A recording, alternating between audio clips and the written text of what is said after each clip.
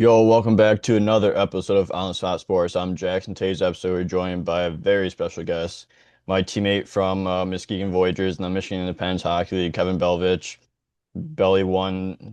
We just recently won the MIHL Championship this year with Muskegon Voyagers this past season, and before that, he spent a couple years in college and playing Michigan Tech and the ACHA. And he's from Dearborn, Michigan. He's a Michigan boy, so I'm really excited to get Belly on. We've been talking about this for a while now, and I'm super excited to get you on and share your knowledge, share your story, because you have a lot of knowledge and stories as well. So excited to get you on. So welcome to the show, Kevin Belvitch. Thanks, buddy. I appreciate it.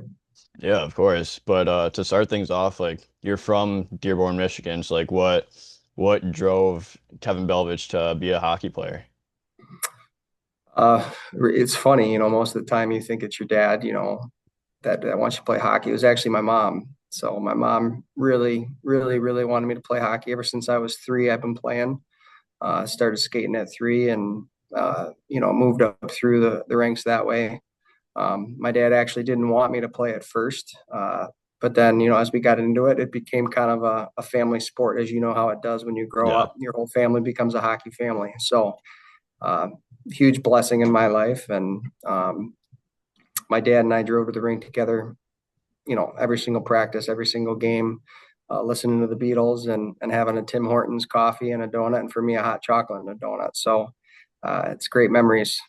Yeah, you can't go wrong with Tim Hortons as a classic hockey story. Tim Yeah. Hortons and a donut, but like it's all like good memories and everything when you're growing up, just falling in love with the game and everything. So like, what was playing in Michigan like for you, like throughout your youth hockey career?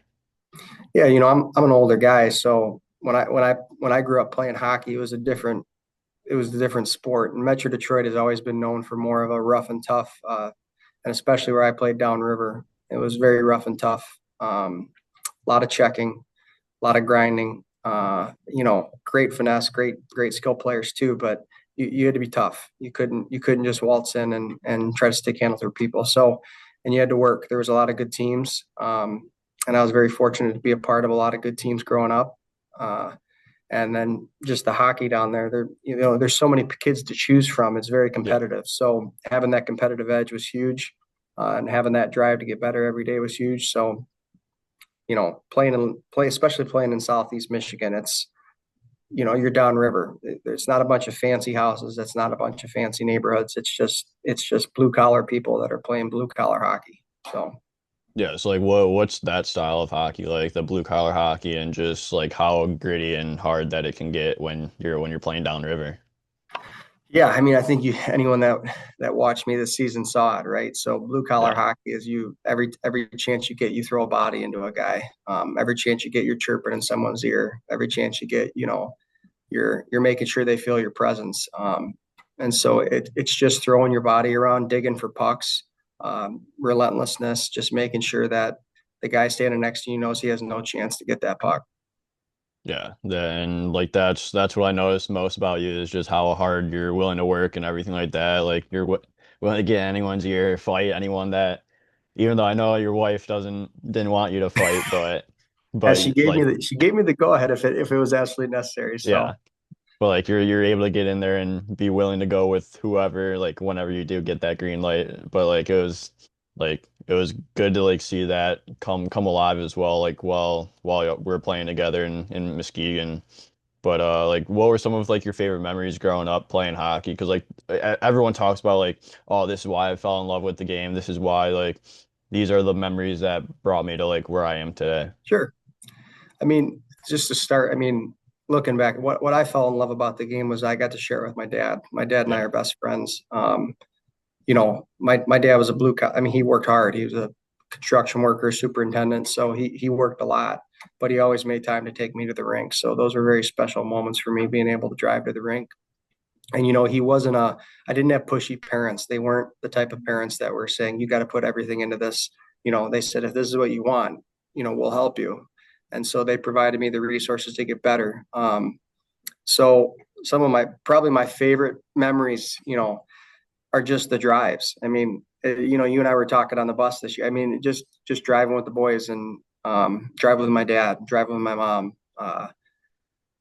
There's something about just that talk that you get the time you get, you'll never get it back. So those are my favorite memories, are just driving with my dad and my mom and my family. From a hockey perspective, I was very fortunate to be a part of the Allen Park Hockey Association for a long time. And, I'm a 94 birth year. So that's in terms of Michigan hockey, it doesn't get better than that organization back in the early to mid 2000s. They won multiple state championships, and they won, for sure, one national, if not two national titles.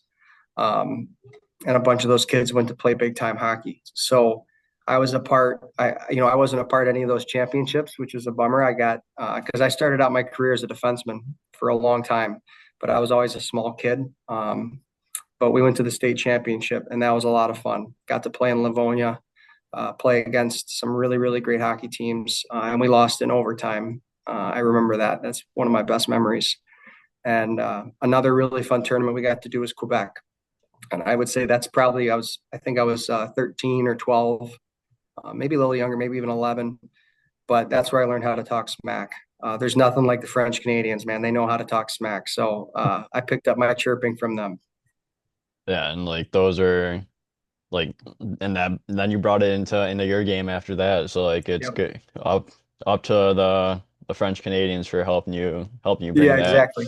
aspect to your game. But like you said, like just the road trips and everything, like we talked about, like we've been on the bus plenty of times this year, and we just sit and shoot the shit and just talk Oh, yeah. about like stories from like when you were at Michigan Tech, just your Yep. your hockey career as well. Like you almost had like I got a trial in the ECHL as well, Mm-hmm. stuff like that, and like those are or getting stuck in Gaylord in Tim Hortons parking lot for 6 hours and making it a 12-hour day, Yeah, and just exactly. going to Walmart, just shooting the shit with everyone. Like those are the memories that it's all about, and like Mm-hmm. you don't like sure you remember some things that happen on the ice, but like what happens off the ice is what you truly remember. No, for sure. Couldn't agree more. Yeah, but like and then after like your youth hockey career came to a close, like what was that next step for you? Like I know you went to Michigan Tech for a few years. Like what Yep. was the process like to go from youth hockey into the college life? Yeah, I mean, it was an interesting transition. So my wife, Megan, and I, we've been together since we were 16. So I actually got drafted into Canada when I was 16 to a junior league. Elected not to go. At that point, you got to make a decision about your future and where you're at. Yeah. And um, I was a small kid, and back then, small wasn't good. Small and fast is not what they wanted. They wanted Yeah. big and strong. So I elected to go to high school because I only played 2 years of high school hockey. You know, made honorable mention all state, all those good things that you do.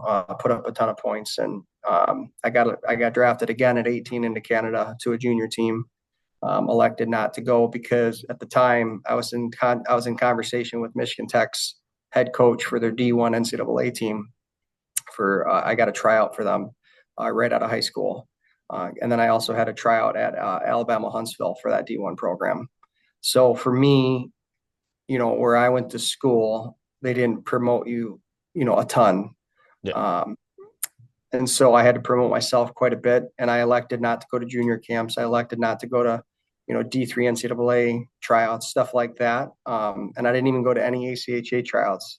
Got scouted a little bit by, I got an offer from Lawrence Tech. I got an offer from a couple other ACHA programs around the country, but I really wanted to go to school for engineering. So Michigan Tech was always kind of my choice for schooling first.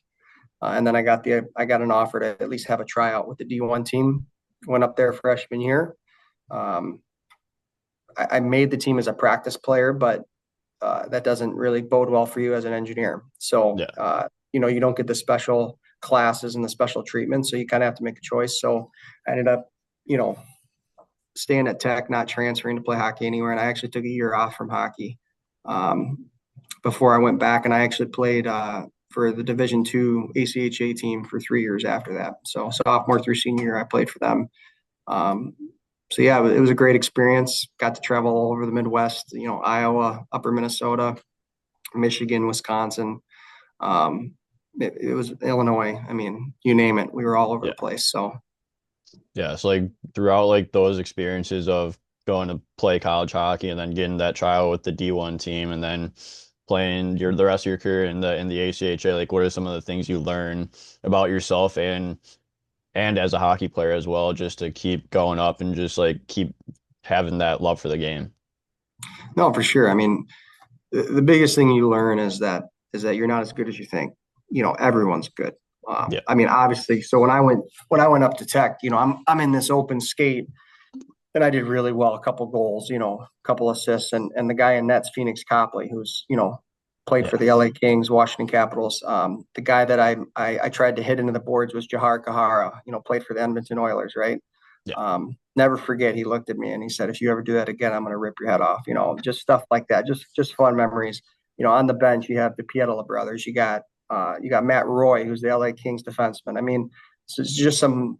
At the time, Tech was just getting really, really big into recruiting, and so they had because what happened was I went up there and they fired their coach, and that's when Mel Pearson came in from to coach Michigan Tech, and then Yeah. he went to Michigan after that, if you remember. So Mel came in. He was awesome. Mel's a great guy. Really respected my recruitment and respected at least the tryout. And he told me, he said, you're a great player, but you're small, and we got guys here that are 20, 21 years old that are coming in as freshmen, and you're 18. So um, that's really tough when you have to battle that. So just learned it's not about the talent all the time. It's about what can you provide that organization, and what can you provide them in the role they're asking you to be in. So when I went to ACHA, you thought, oh, my stuff don't stink, I'm going to just light it up here. That's not necessarily the case. So had to learn my role, had to learn what I was good at, had to learn what my specialties were, and just kind of lean on those strengths. Yeah, I'm sure it's pretty humbling when you're facing guys when you have like coach like that, and then like you're facing guys like Phoenix Copley, like Wall, like like Yoharu, like guys like that, and like who obviously are in the NHL, and you could probably see it right away that they're probably NHL bound, or Oh, at they were least special, close. man. Yeah, they were special. That team was so good. I'm just blessed to be on the ice with them when I did. So very thankful, very fortunate for for Coach Pearson to give me the opportunity just to skate once. I Yeah, mean, the rest of my life I can say I got to skate with those guys on the ice. So I think that's pretty cool. And to be honest, man, my ACHA team, we had a bunch of studs. I mean, Tyler Zabel was a stud coming out of Iron Mountain in Upper Michigan. He was in the running for Mr. Michigan. He could have gone and played for sure D3, if not D1 somewhere. Dylan Edelmacky was incredible. One of my line mates played up in Marquette for the AAA team up there, and then again could have gone and played anywhere he wanted probably.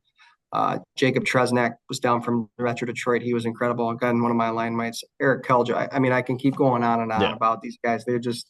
They were all better than me, and they all made me better. And again, that's when I kind of found my grinder role, kind of that get in their ear, draw a lot of penalties.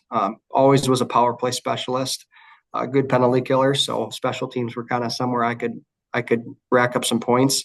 And then you put me on the second, third line, I can rack up some points 5-on-5. So that's kind of what I did.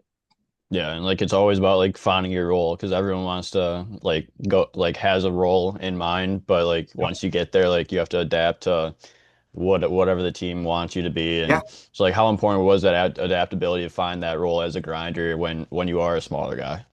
It was huge. I mean, and again, you're coming from high school where I'm putting up, 60, 70 points in a Yeah. 24 game season, right? Like you think, oh, I'm going to go up and light it up. But what they needed from me up there was win faceoffs and go win pucks. So your mindset has to change. And as a 19-year-old kid, it's really hard to tell yourself that. And knowing what I know now at 31, I wish I could tell myself back then, hey, just grind it out. Um, and you'll find your role and you work your way up the lineup. That Yeah. always happens. So my dad always said the cream rises at the top. So you just got to work hard and keep moving.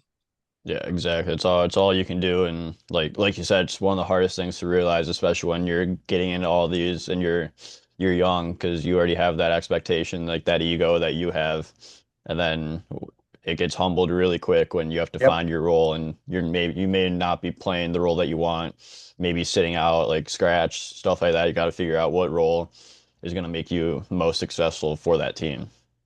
And I think that's where kids struggle the most. And I saw it this year. I mean, just playing with a bunch of great talent. Yeah. Talent doesn't win a championship. No. The right pieces win a championship. Um, and and young guys, they need to learn that. Be the right piece, be the missing piece, and that could mean 4 minutes a game that you're getting the chance to kill a penalty. Be Yeah. that piece, and then they'll find a way to put you in the lineup. And in our league, it's tough because it's not like you can have a fourth line, just like the Fed, right? You got Yeah. one extra guy. That's it. So you got to be top nine, maybe top 10 in order to crack the lineup. So you got to find a way to make sure the coach has to put you in the lineup. You have to do something that better than someone else. So, and again, it can be as simple as blocking shots. I know Coach Dan's this year was really happy. I blocked a lot of shots. You were Uh, behind me. I blocked a lot of shots. yeah, you did. So, Well, and um, I appreciate every single one that you block. Yeah, but like you just got to find that role and everything, and then like yep, you finish college off at Michigan Tech, and then you took yep, quite a few years off, and then you finally got back to it with yeah. in the MIHL with the Muskegon Voyagers this year. So like what happened between there and then like what like brought you to Muskegon? Yeah, I mean, I got out of college and my line mate and we were talking, do we want to try to go into Europe? Do we want to try going, to the Fed, to the SP? Um, and we both just wanted a break, man. I mean, when you play college hockey, you're practicing so much and Yeah, you're only getting 20, 25 games in. So your body just is tired from all the practice and the regimen. And so I was with Megan at the time. We got married. I had a great job lined up in West Michigan in engineering. So to me, there was no point to go try to play hockey and make, virtually nothing. I'm not the guy that was going to go farther than that. So I actually decided to start coaching a youth hockey program out of Holland, Michigan. Did that for 5.5, 6 seasons. It's funny because now I'm going to all these grad parties at these kids that I coached when they were 9 years old. Now they're 18, graduating high school, and then I got a couple that are going to play college hockey. I got a couple that are playing junior hockey. I got a couple that are playing elite AAA hockey out in Washington and whatnot. So very proud of that. And then while I was coaching them, you have conversations. We're down in Fort Wayne and the ECHL team down there, asked if I'd be interested in possibly coming out for a tryout, stuff like that. So it's just cool experiences that you get. You make choices. I made my choices. I don't regret anything. Have two beautiful children. Wouldn't have been able to do that at the time I did if I was playing hockey. So again, it just comes down to choices and priorities, and those are yeah, mine. yeah, and like that, like you have a beautiful family now and everything like that, Yeah. and like that's what like you've worked for as well is to have that family. So it's Yep. gotta go within like now you're able to have your kids watch you play games in Yep. Muskegon. So like that must be pretty Fantastic. cool. Yeah, and see you fight too sometimes. Yeah. No, that's probably I've been playing in the MHL since the start. Yeah, I was one of the players that they initially contacted just because of my ties to West Michigan, but Muskegon didn't, which was funny because I didn't really know any of the boys up there. So I played for the prospect team when it first came up. I played for the old Alpena Stars. I played for uh, Gaylord Snow. I played for Blue Water. I played for the Detroit Warhawks. The only team I think I haven't played for up into this season was Waterford. Now that I played for Muskegon, and I always only played against Muskegon if they needed yeah, a player. So I've scored a lot of goals against Muskegon, and I think I've scored my fair share against you as well in the past. But um, it was really exciting to get asked to come play. Coach Dance gave me that opportunity, and yeah. I didn't know what to expect. But I'll tell you what, the first game against Detroit, having my son in the stands, watching me score a goal, and just seeing him as excited as anyone I've ever seen watch me play hockey. It's probably the coolest moment in all of my hockey career over any of the times I've played with, these elite players. And it just does nothing compares. So that was amazing. Yeah, that's awesome. So like how was this season for you? Like obviously like I've seen it firsthand of your Yeah. season and like and it ended up with a championship. So just take us through the year and just everything that happened and like what you learned throughout the whole process of getting on a championship team. Yeah, no, I mean it was pretty incredible. The boys are so great in that locker room. They really Yeah. welcomed me pretty quickly. Again, I had experience playing against them, so they kind of knew what they were getting. And yeah, just coming in, I told Coach Dance it was very straightforward. And Terry, they wanted to sign me. I said, hey, I got a family. I don't know how much I'll be able to play away. I can definitely try to get up to all the home games. And I ended up suiting up in 17 games, and I went on quite a few road trips. So, and I'd like to do more this year. So I didn't expect that. That was pretty amazing. I didn't expect to be in the lineup, if I'm being frank with you. I thought I'd be coming out to help with practice and just be a big body to throw around to get the real players ready to go and suiting up and I didn't get scratched once this season, so I thought that was pretty incredible. Yeah. Uh, just tried again, played my role. Coach Dance, when they first signed me, they said, we don't expect you to literally put up any points. We want you to hit people and piss people off. And I think I did that pretty effectively. And then, I contributed as well on the stat sheet a little bit here and there. So, you know, and then you go through the season and you get bumps and bruises. I stayed relatively really healthy for the most part until the playoffs. That first game against Detroit, I wrecked my ankle and I had a low, mid, and high ankle sprain Yeah. all in my left ankle. And so just puts a damper, right? Because you're like, man, I can't do the things I want to do. I thought I tore my Achilles, but I ended up not. I only missed one game, and then I came back for the Waterford series after that. So I played through a lot of pain, and I ended up chipping in a goal, and I would say a pretty big one at that. Yeah. In that third game at home, if you remember. Um, so no, it was the fourth game at home before we went. No, it was second game at home, yeah, because we were out at Yeah. their place for 3-4. So yeah, our second game at home, we were already down 1-0 in the series, and the game kind of was falling away from us, and I took that big clapper from the point and buried it top shelf, and I think I really affected Gibbons' mindset after that, and we pumped in a bunch after that. So, Yeah. and again, you know, that's one goal. And look at what the rest of the team did to win the series. But, I'm proud of myself for getting back in and toughing it out. And, thanking Coach Dance and Terry for trusting me that I will contribute even though I'm hurt. So, Yeah, and it was such a good season, and like obviously you face all the ups and downs, yeah, like both personally and as a team. Like there's always bumps and bruises in the road of a season, and just like you said, go down 1-0 in the finals, and then getting swept the year before in the finals, yep, and then you're just thinking about that and everything like that when that happens, and then come in game two, and like. I know it wasn't the ideal situation for me because like I came back and yeah, like I wanted to like help you guys win a championship and everything like that.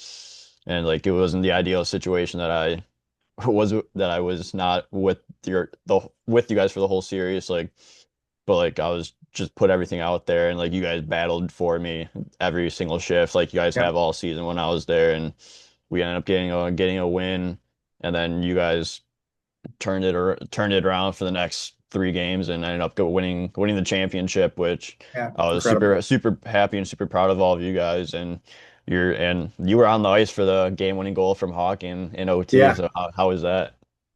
dude, it was an experience, man. And if you remember in the third, I missed a breakaway wide open, and I was kicking myself. Yeah, I'm like, I don't know how I've scored more goals on Gibbons maybe than anyone. That's I like yeah, I had his number all season, and I just flubbed it, and I didn't get it. I'm like, if this comes back to bite me, I was so mad. But then yeah. Hawk does what Hawk does best, man. He's a clutch player. Winners win.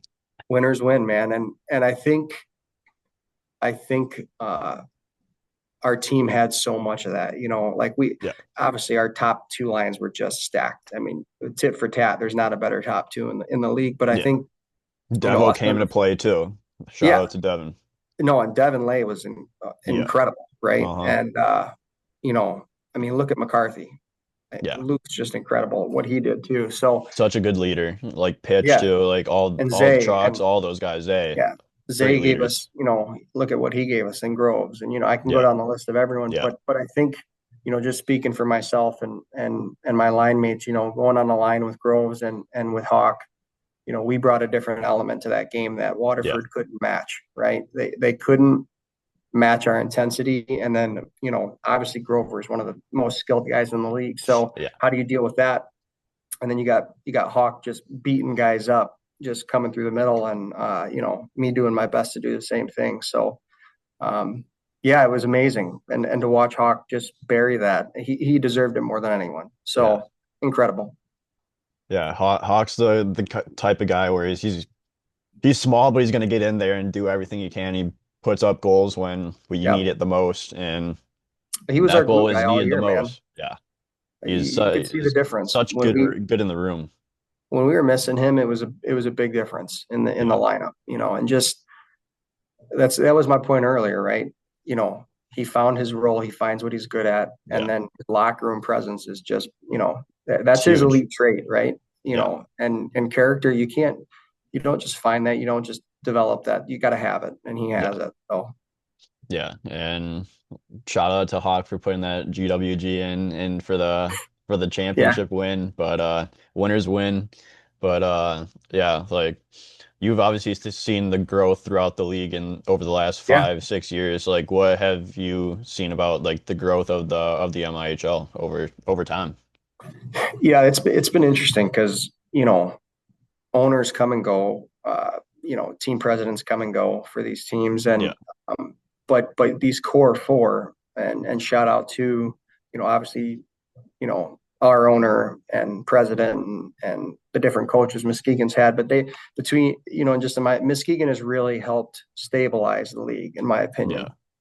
Yeah. Um, their professionalism and how they've from the start viewed the league as a professional league, semi-professional league, obviously, Yeah. but I think that sets the tone because look at Yeah. Waterford now. They're now also world class in the league in terms of how you should operate. And Detroit's, I mean, out of all the teams, they've stuck it through, man. They haven't moved. They've stayed consistent, and They've improved a little bit every yeah, single year. they're getting better. Yeah. And the more recognition they get, the more serious everyone thinks it is. Because it's just about people realizing that it's a good league and there's plenty of talent where Detroit's at. Yeah. They just need guys to come out. And we saw that right in the end. And then obviously Alpena, moving over to Alpena from Gaylord. You never know what's going to happen when you have a relocation. But give kudos to Miles and that team and their fan base. It's incredible. So great place to play. A lot of fun to play against them. I'm sure they'll be in this league for a very long time. Yeah. And just the expansion you see now, I'd be lying to you if I said I wasn't worried a little about the dilution a little bit because you see some guys from Alpena going to Kalkaska and going to um, uh, Sheboygan and going up to St. Ignace, but there's a lot of talent and Yeah. and they'll find guys. And but I'll tell you what team to watch out for is Flint or Michigan, the Michigan Yeah. Shadow. I'm watching, man. They're getting a lot of guys from Motor City. They're getting again, that's a hotbed of hockey. So Waterford's going to have some competition to pull from now. So I think the league will be better for it, but you still got to beat the big boys, which is us. Yeah. So Uh-huh. we're the standard, and we're going to continue to be the standard. Yeah. Yeah, exactly. And like even just from what I've seen over my 3 years in the league from Blue Water until now, like the players, like it's not just a lot of players from Michigan. Like the majority of it is, but like there's a lot of pull from different states and even in Canada now and like Mm-hmm. overseas as well. So like it's a growing league. It's like people know what the MIHL is, and it just continues to get faster and faster every single year. And like you could Yep. definitely notice a difference as well. Oh, I agree. I mean, Muskegon's always been great, right? Yeah. And but just to see that the parity's starting to get better. And to your point, we're getting. I mean, look at the amount of young players you're Yeah. seeing compared to the past. Well, that means it's growing, right? That means people think it's a good league to have a stepping stone. Look at how many people got called up to the Fed this year. A few of them to the SPHL, Yeah. and some other leagues as well. So those are all things you want to see. And you want to continue to establish that relationship and that partnership with those leagues, and Yeah. that's the best way to grow. So Yeah, exactly. But before we wrap this episode up, like I have one more question for you, and yeah, like, what's some like tips and advice that you give players looking to get to that next level, like no matter what level they're at, just to get that extra step better? yeah, I think you know, like I said before, at some point, talent doesn't get you in a league, right? Yeah, Everyone's talent, everyone's got different talents, but it's your character and it's how you are as a teammate. And if you have those two things, people don't view those as elite traits. They're elite yeah, traits. So take it as an elite trait and go with it. Be the best teammate you can be the best, high character individual you can be, and then you compete. You get to control your compete level. No one else can yeah, tell you how to do that. Um, because excuses are easy to have, but compete level and determination is going to get you farther than any excuse. So just stop with the excuses and just compete your tail off and see what happens. yeah. Just grind it out, keep Grind. competing, keep battling, and Hey, being a good that's teammate. That's all you can do. that's my role, man. Grinder, right? So that's my mindset. Yeah, there you go. But that's a great piece of advice to wrap this episode up. But Belly, thank you again for coming on the show. I really appreciate your time and hope to see you this coming season. Yeah, I hope I don't see you because that means you're playing up in the Fed. So that's what I'm hoping for you. And yeah, I hope Muskegon looks at this old guy here and says, "Hey, we'll give him another year." Yeah, they better. You deserve it. Thanks, buddy. Yeah, of course.